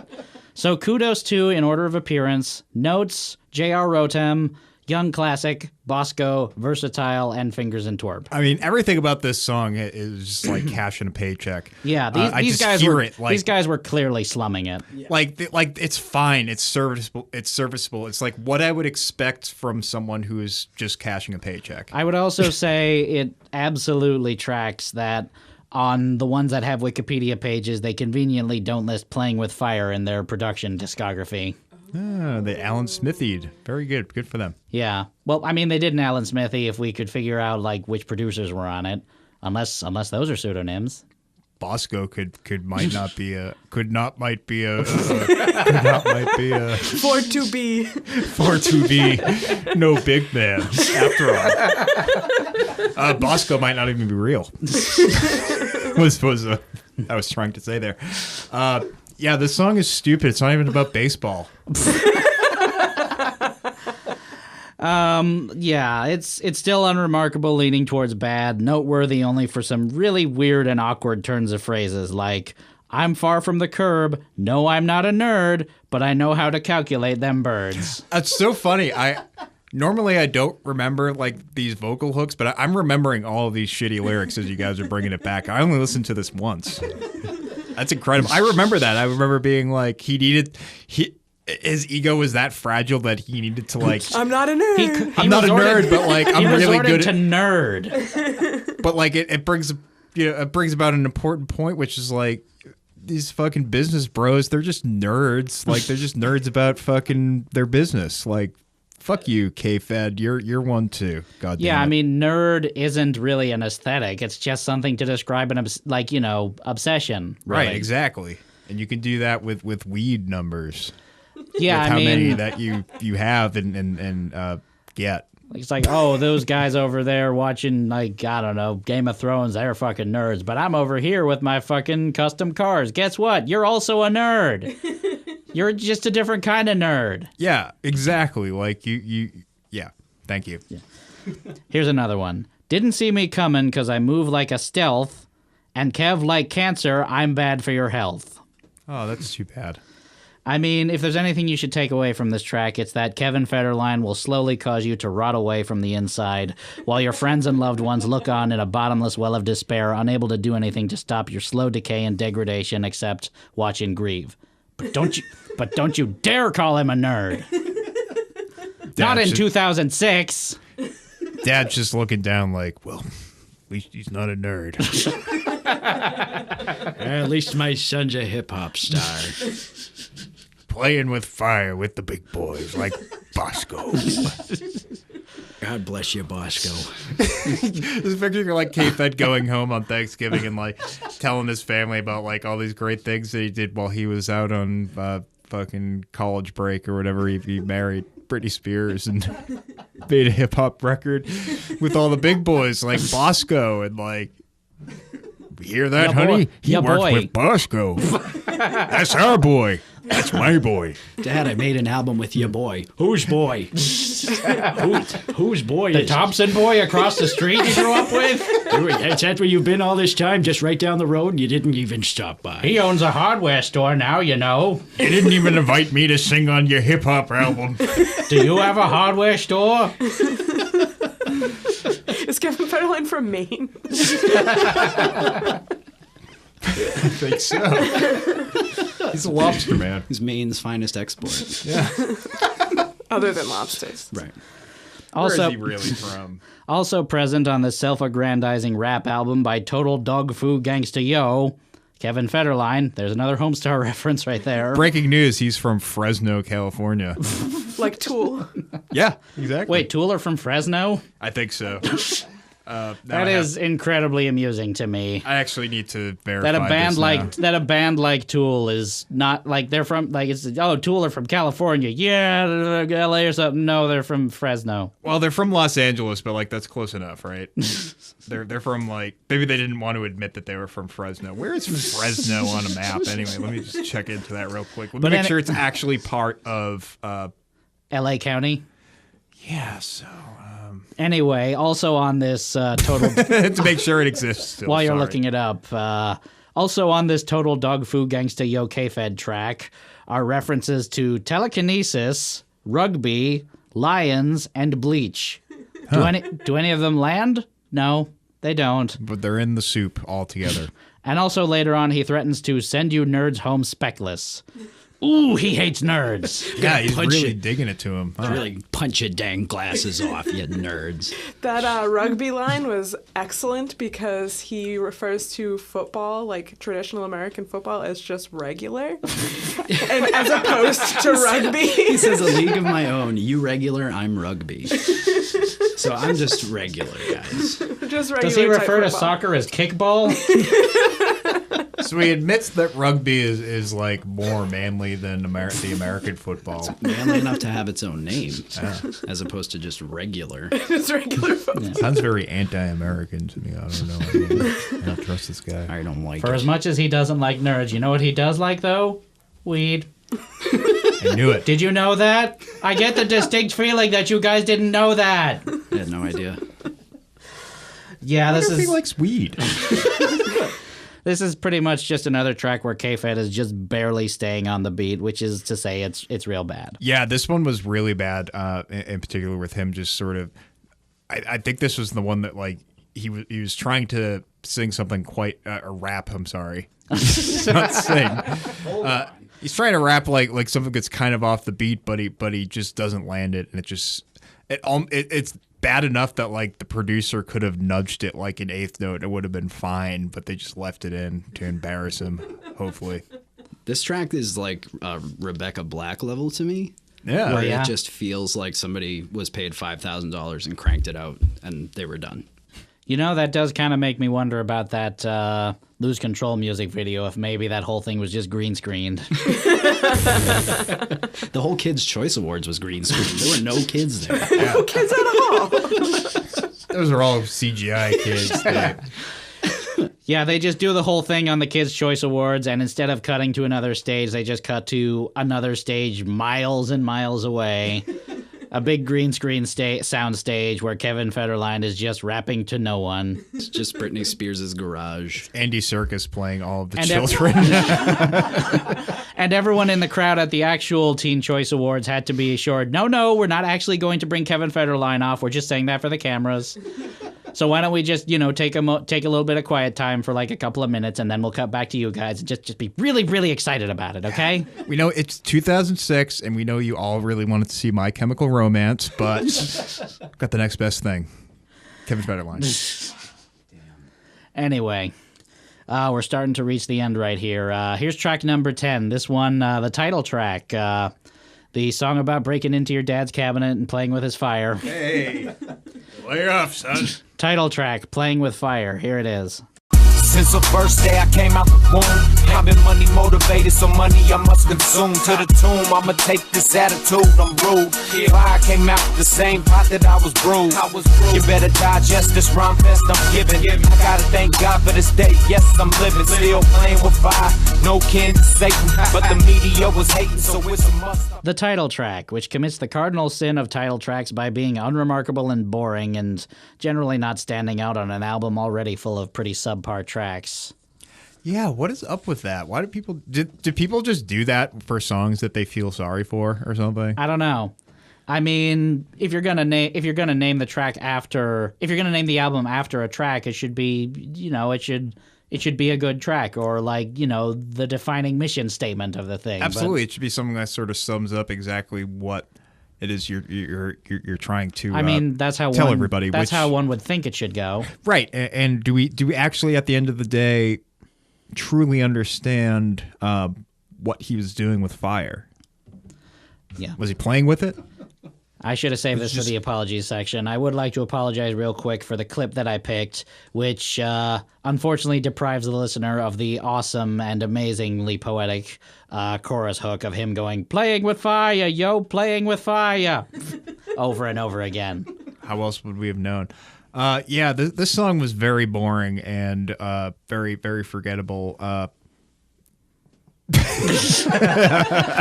this was one of the few K-Fed tracks on Genius that has no lyrics compiled, so there's not much analysis I could do, except there is a very distinct reference to throwing out pancakes. Oh, so we got some more. So the mystery deepens. Okay, thank God. I was hoping we'd get something out of this song. Just gotta keep following this pancake trail. Yeah, you gotta keep going down the pancake rabbit hole. Sticky. Since I have so little to say about Playing with Fire, the track, instead of giving this track any sort of critical analysis, I thought it would be fun to just read off the lead lines of organizations that panned the record on Metacritic, because they're very frequently entertaining. Rolling Stone, whose review is ranked a 10 out of 100, says, Federline's rhyme flow is the opposite of tight. Slant Magazine, whose review is ranked 20 out of 100, said, this disc is just as disposable and dumb as you'd expect. AllMusic's 20 out of 100 headline reads, once again by Stephen Thomas Erlewine, the worst thing about Playing with Fire is that it's too stale and inept to inspire laughter. It can only elicit weary groans. Entertainment Weekly, who gave it 0 out of 100, said, other rappers might hesitate to brag about marrying into bling, but Federline isn't self-conscious about it. I almost said Keverline. Close enough. And the best review listed on Metacritic even the best review on Metacritic only manages a paltry 30 out of 100.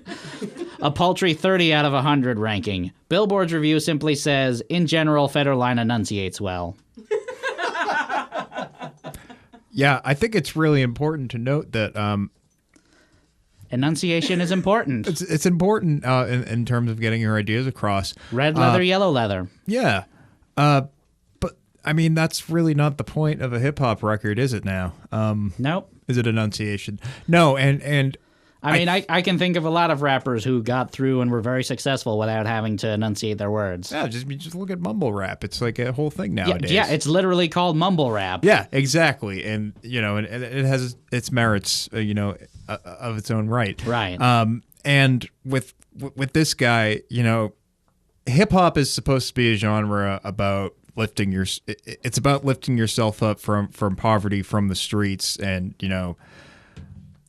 well, that's how it started. That's how it started, and it kind of turned into this thing in the late '90s, early 2000s of like, look at how far I've come. Like, despite I didn't go through the path of like the straight and narrow and shit. Right. Like, I made my money on the streets. Yeah, even the celebrations and glorifications of like all this sort of commercial success and material wealth is still rooted in this kind of sentiment of like, look at how far I've come. I've pulled myself, from out of the slums, and now I'm just sort of basking in how much success I've had. Like, in spite of, how the system is, how the odds are against me, like, I still pulled myself out and I'm still, right. I'm still successful.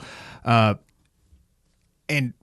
with this record, it's like he married into that lifestyle. So I can imagine where that would piss a lot of people off, and where this just seems like tainted and not, it's in true defiance of what the genre is supposed to be about. I think that's important to note, where, beyond, what it actually sounds like, and, how shitty the lyrics are, how, kind of, how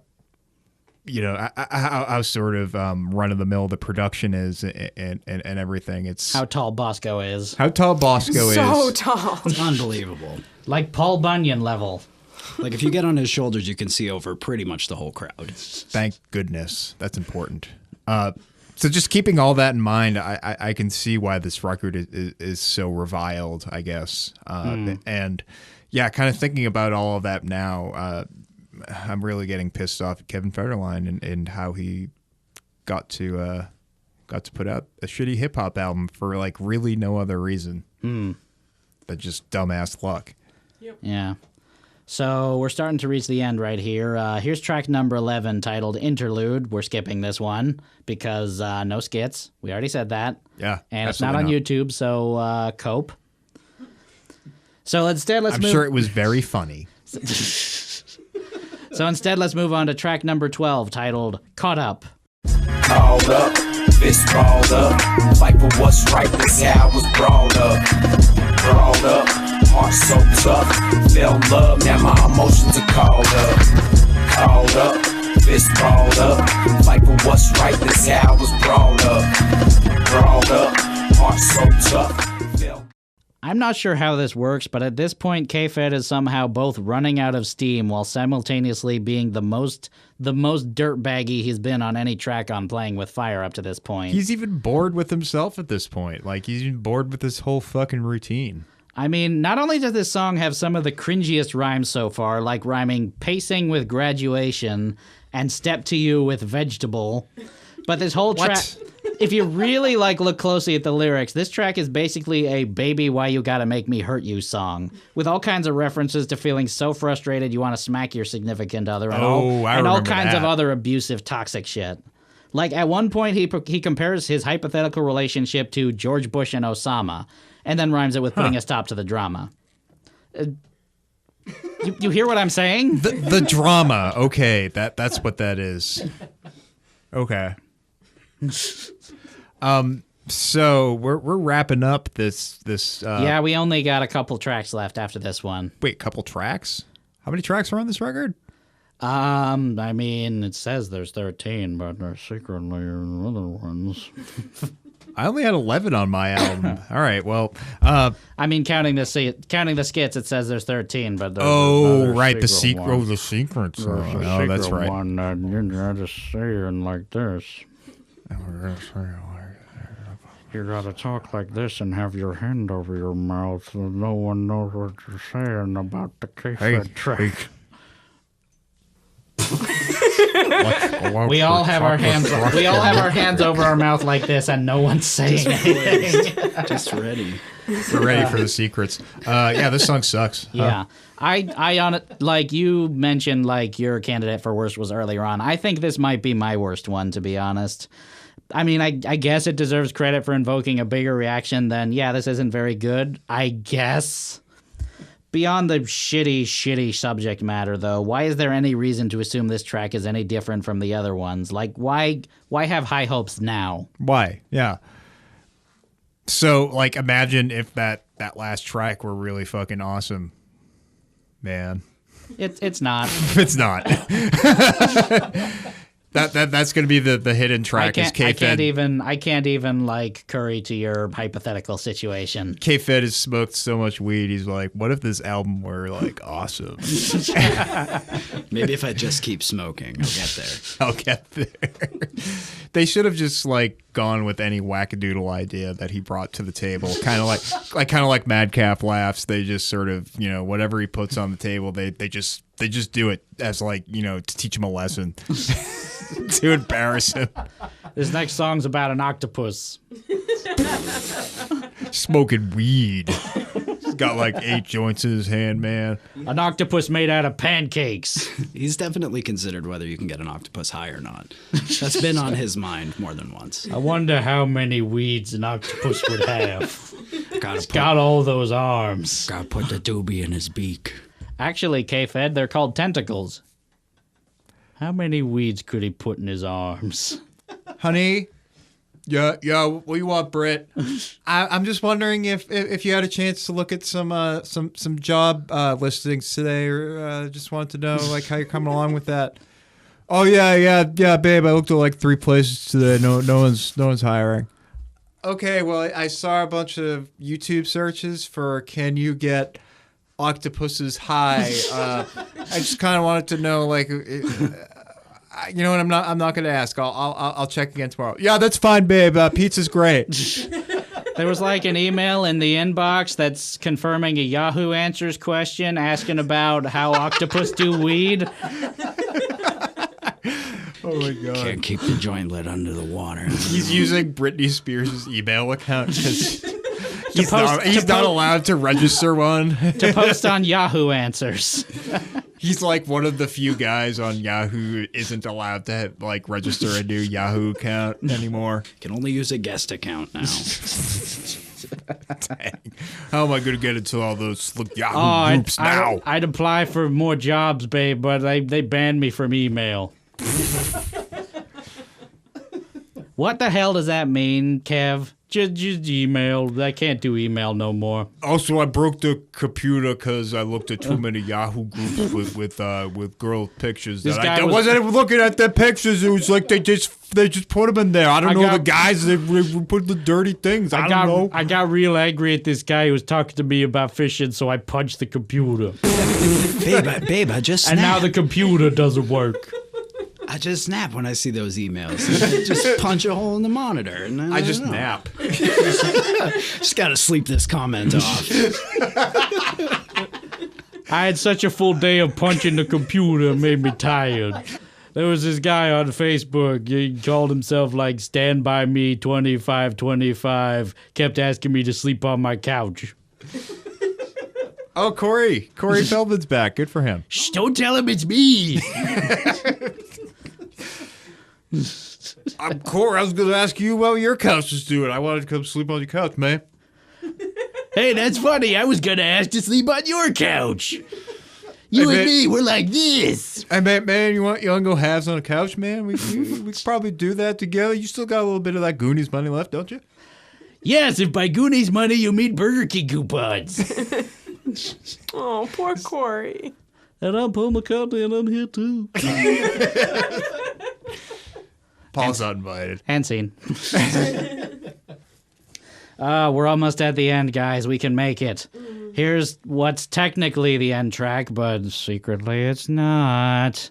Track number 13, titled Kept On Talkin'. But you, I'm here.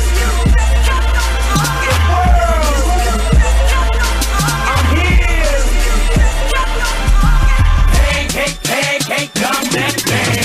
Hit don't really matter, dude. You should watch your attitude. I ain't gotta shoot. I got people that'll flap at you. Yeah, you people. Jesus, there it fucking is in the chorus. Not I'm just glad there. the full reveal is here. Not just Pancake. not just Everybody pancake. Not just there, but peppered throughout the song, all manner of codified message from the Pancake Man, rapping about pancaking all the time and stuff like that. What's he doing? Is he just mixing? This is the Pancake Man is a picture that Kevin Federline draws on bathrooms. Pancake Man. He just has like a picture from like preschool of like a pancake with arms and legs and a big smile that he just kept with him to remind me of my roots. Just keeps Honey, it in that's his just wallet. that's just a big circle. It's the Pancake Man. Pancake means everything about my rapping skills and my dope skills and my selling dope skills, and I got all the dopes, and the octopus gonna get real happy. Okay, so Are you okay, honey? So, in all seriousness, though, let's break this down real quick. The tracks which prominently feature the references to the enigmatic Pancake Man are Snap, Privilege, Crazy, Playing with Fire, and this one. But what's the connection? Snap, Privilege, Crazy, Kept on Talking. In a snap, a privileged man who is crazy kept on talking, just like Donald Trump. Oh. But it advises you to keep going deeper with the title. But it advises you against going deeper because it's titled, you're playing with fire, don't get too close. So that could be the secret of the Pancake Man is hidden in the White House? No, that would be too obvious, but still, it's the connection to all these things. Maybe the Pancake Man is shacking up in Mar-a-Lago, and it could possibly be like once you sneak past the minimally inept security teams and subpar golf course into the hexagonal inner sanctum with all the eyes wide shut rich people orgies that take place, there sits the Pancake Man himself atop a throne of bags of King Arthur flour and a scepter made of hardened dark amber maple syrup, wearing a buttery crown about to reveal the dark, deadly, dangerous secrets of the Federal Reserve. I knew it. Or maybe this whole thing was a painfully mediocre hip-hop album from a guy who has a really stupid concept of slang words. Yeah, I'm going to think it's the first option. Let's explore that a little bit. So, where does Julian Assange fit into all of this? This track is pretty much most of the same. And nobody bothered to transcribe the lyrics, so hence that little Alex Jones rant. Yeah, this is a really dumb song, too, and I hated the hook. You did- got the boogie. I got the boogie. Nope. I'm done. What are you saying? Got the burger? I got to boogie. I don't know. I just assumed that's what everybody's saying in Because every he single loves the song written. nightlife. I thought she was quite clearly saying you kept on talking. If I don't, like the title of the song. if I don't hear words correctly, I automatically think that anybody's singing "I Got to Boogie." Or Dabba-Dee. A Dabba-Dee, yes, that's a great one. Like, I'm pretty sure there's a Foo Fighters song where I thought that Dave Grohl was just saying "I got a boogie" over and over. He's got it in his nose. He's got to dig in deep to get it out. That was the best of you. The best of you. I got the boogie. Everyone thinks that part where he's going, the best of you. No, he's saying he's got a boogie. Oh, no, it was another song from that album, though. Wait, where he really? says- Really? where- I was just making a joke. No, he says "make me believe," but I always think he's saying "make me boogie."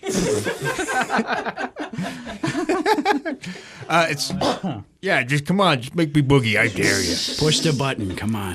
There's the boogie button. Go ahead, touch my boogie button if you think you can handle it. I better not catch you breaking into my boogie button cabinet, son.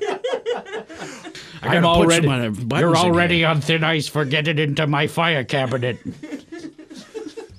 Dad, I can't help it. It hurts. Don't you dare! I better not catch you touching my boogie button. God damn it, Bobby. If you touch my boogie button one more time, I'm gonna beat you until you Mrs. Federline!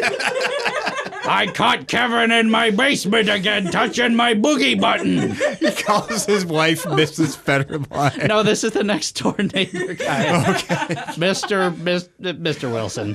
Yeah, it's Mr. Wilson. It sure is. He keeps breaking into my basement and touching all my boogie buttons. George, come on. Kevin's just a curious boy. Kevin! Eat my shorts. I feel feel like you're mixing your franchises here. Sure. They're all the same. Anyway, that's the end of the album. Psych, no, it's not. There's a hidden track. What? Here's a hidden track titled Middle Finger. Put your middle fingers up if you really don't give a fuck. Holla at yourself, bitch. No, you wanna get them up. Middle fingers up if you really don't give a fuck. Holla at yourself, bitch. I know you wanna get them. Why? You ever been stuck in a situation where the whole world is hating on everything we create? It's like Eminem light, but also Lil Jon light, but also Ludacris light, and also a little bit of Everlast light. Also a little bit of like not rapping on the beat whatsoever. Not on beat at all. It's like, is this the right? Are the tracks lined up here? Was this supposed to go over another beat by accident? Yeah, maybe that like you had to have thought like ostensibly Kevin Federline would have thought like, let's make this one the hidden one. Give him a reward for listening all the way through. It's a little treat there at the end for you. The fucking pretension of that thought for sure. Yeah, I did actually listen to a little bit of this one before I shut it off and thinking that this wasn't part of my homework. I'm sure I didn't miss much. I'm sure I got what I needed to. Didn't. I remember the middle finger part, and he's mild. He's so mild. He's real grumpy. He's a real grumpus. Needs a dang nap. Yeah, he needs a nap on a placemat. Listen, it was a rough time at the ground round. They didn't get him what he wanted. They were all out of the little plastic baseball caps that they have the little scoop of ice cream in. Remember, like, that was back in the day, like, that was something that could, like, totally fuck up your day, was being, like, 3 years old and just, like, not in the mood to go out to this restaurant. The experience of going to this fucking restaurant with your family was the shittiest. So you could do nothing else but just scream and cry. And, like, nothing could console you. And man, I miss those days. Angry at the world because you don't want macaroni and cheese. Absolutely not. Not that day. I mean, yesterday you were all about it, but today, fuck no. We didn't. You don't have to have macaroni and cheese, Kevin.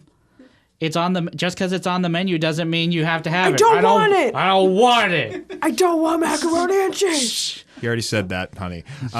So he could take the popcorn and just mash it. I don't want macaroni and cheese. We're not going to have macaroni and cheese, honey. We're going to just eat the popcorn. No one said you had to have macaroni and I cheese, don't Kevin. want macaroni and cheese. I just want to get back to that point in life where when I don't want to be given something, I just shit my pants. And then sort of go from there. Mrs. Federline! Kevin came over to my table and stole my popcorn. Now, Todd, there's a box of... Control this kid! There's a box of olive oil out back that I need you to set up into a display. Did you just shit yourself? You know, you pushed my buttons. You pushed my buttons. Pushed your boogie button. No, well, that's what I'm going to do. I'm just going to poop myself. You cornered me. If you don't have the chicken piccata, I'm gonna shit in my pants. So there's your options. Mrs. Federline, Kevin shit in my pants. Oh, he is Set good. some boundaries for your kid. He is good. He is good. That kid is a real magician. He's gonna go places, like to my basement to break into my fire cabinet again. Son of a bitch. Why won't he just learn to not mess around in there? That's his dad's private stock. Don't play with your fire, eat it. Put it on your English muffins. All your nooks and crannies.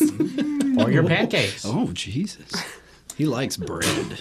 He does. Anyway, let's get to our final thoughts, such as they are. Pat, do you consider this one of the worst albums of all time?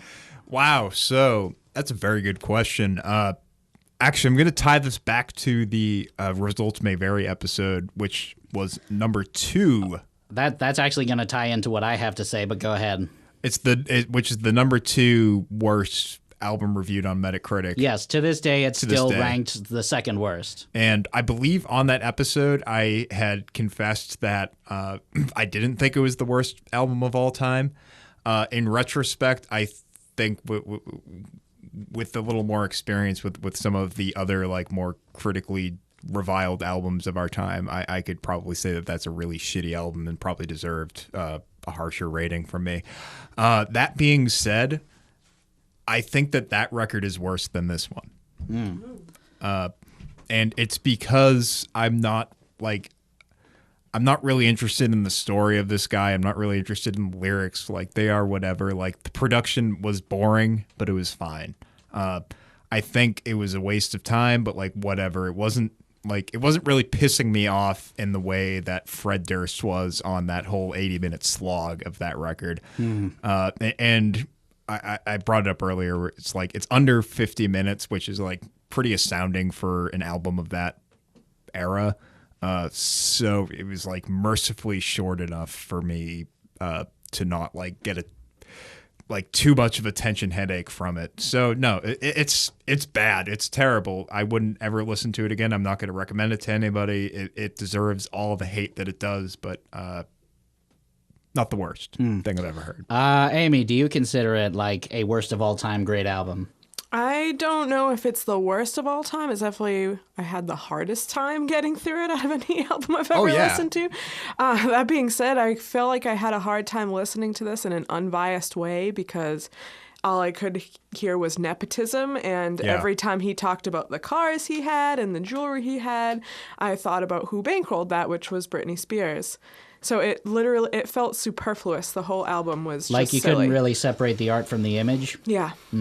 Todd, Todd, do you feel like this is worst album of all time material? Yeah, for me personally, this is one of the worst things I've ever listened to, and it is the most. I'm glad I could do that for you, man. It's the most masturbatory thing I've ever come across personally. It is just like a big, giant Kevin Federline jerking off in a mirror of an album. Yep, that's fair. As for me, make no mistake, this album is bad. Kevin Federline has no charisma or presence. His rapping style is bland, boring, and frequently bordering on inept. His lyrics are dumb and surface level when they're not slogging through some truly asinine rhyme schemes. This is definitely a worst album of all time candidate for sure. But is it truly bottom of the barrel Metacritic bad? I don't think so. I genuinely believe that if Kevin Federline hadn't been such a blatant paparazzi target and the media hadn't declared him public enemy number one long before, this album would have just come and gone with little fanfare. It's bad, but it's not witheringly bad like so many reviews have made it out to be, I would say. The only reason it's exceptional in any way is because Federline was the dirtbag who married Britney Spears, and if not that, it would just be, you know, just an amateur rapper from an amateur rapper making an amateur album. For sure. Just for further parsing, I'm going to rattle off a couple of the albums that I consider the worst ones we've covered, and you tell me legitimately in your heart of hearts if you think that this is worse than those. I mean, Limp Bizkit Results May Vary was one of the ones I was going to say, but you've clearly already stated you think that one's worse. I think in retrospect, I've thought about that record and, decided it's one of the worst things I've ever heard. Okay, how do you feel compared to Scream by Chris Cornell? Better than Scream. Scream was too fucking long, and it also was like one of my childhood heroes doing a really shitty album. How about Tonight by David Bowie? Ooh. Tonight's one of the worst things I've ever heard, and I think Tonight's better. Yeah. And here's the doozy. Is it worse than Angelic to the Core by Corey Feldman, which might be one of the worst things we've ever done? That is, like, bar none, the worst thing I've ever heard. If I had to pick a worst record of all time, it has to be Angelic to the Core. And it is not worse. I mean, K-Fed's album is not worse than Can you think of any other examples off the top of your head of other ones? Like, those are just the ones that I thought were the worst ones that we did. But those are the ones in my head that I think, like, those are the ones that I think stick out as the worst things we reviewed on this show. Those are the ones that tend to stick out in my head as being particularly offensive. Right, that's what I was thinking too. Yeah, because it's like, you know, is this better? Is this better or worse than like Why Can't Tori Read? Like, yeah, or Born Again by Black Sabbath kind of stuff. Right, exactly. No, Born Again's probably better. Yeah. Anyway, got to give Ian Gillan his due. Yeah, I guess you do. No, you don't. Anyway, Pat, moving on from that, do you have a favorite or least bad track from this album? I liked Privilege. I thought that track had the most interesting beat to it. Lyrics aside, I was kind of interpreting it as a moment of self-awareness, I hope, but I guess it was the exact opposite of that when it actually came out in the lyrics. I was hoping you would kind of like have the foresight to know that he's a lucky piece of shit, but I don't know. I kind of like the clean guitar stuff that was happening in that song. Aimee, do you have one you consider to be a favorite or least bad? Least bad? Probably Snap, I guess. It's Okay, the most marketable, I guess. It snaps. Same question to you, Todd. Which do you consider the best or least bad? I think Snap. That's actually the one that I picked too, though in retrospect that chorus is very, very ridiculous. And now, Pat, which do you consider to be the worst track on this album? That's a very good question. Come back to me. Okay, which one do you think is the worst, Aimee? I'm going to go with A League of My Own because that was the tipping point for me where I felt like I was literally being tortured. Todd, what's your least favorite? Like, which one do you think is the worst? The World Is Mine. I mean, primarily because it kicks things off, but also because in the first line he refers to himself as Captain Hook, and I just couldn't give a shit. For me, for sheer skeeziness and grossness, I'd say the worst track is Caught Up. Do you have a pick for yours, Pat? Yeah, so I think it was a tie between Dance with a Pimp, which had like a really kind of obnoxious hook to it, that or Playing with Fire, just because it was there was nothing for me to latch onto in that song. It was super fucking boring. And it looks like we did it. I just want to throw a quick shout out to our friends at Make It Stop who listened to this album and liked it. We love you guys, but that is not a road we can go down with you. Yeah, that's a hill that you guys are going to have to defend. I'm not going on that hill with you. Sorry. Yep.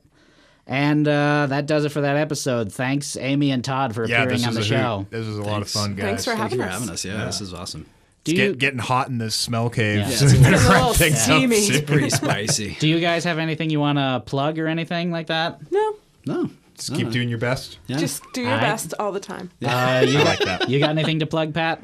Yeah, I don't know. Go on over to Spotify, Bandcamp, iTunes, and Apple Music, YouTube, and the refs.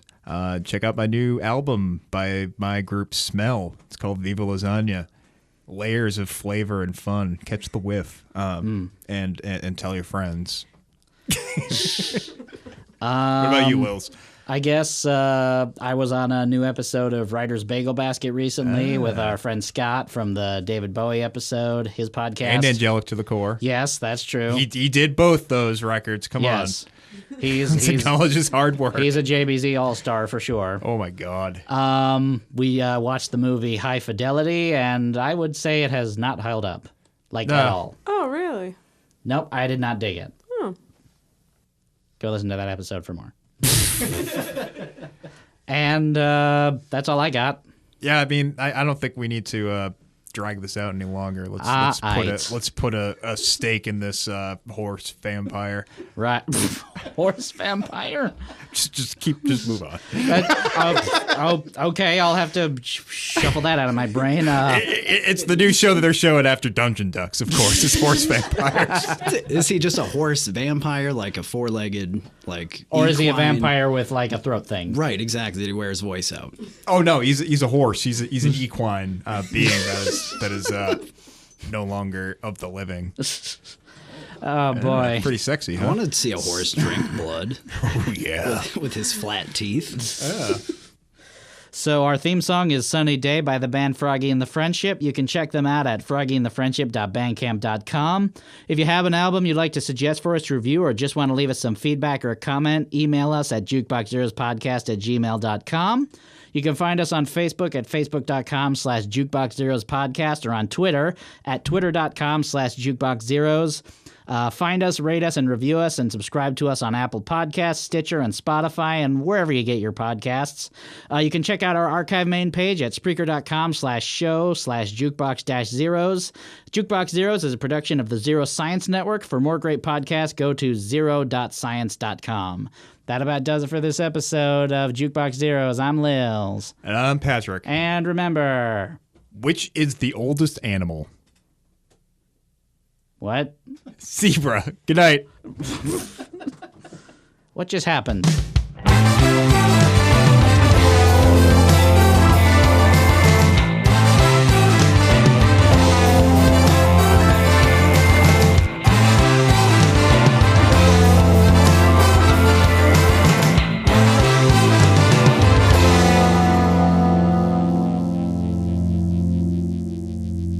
Zero Science.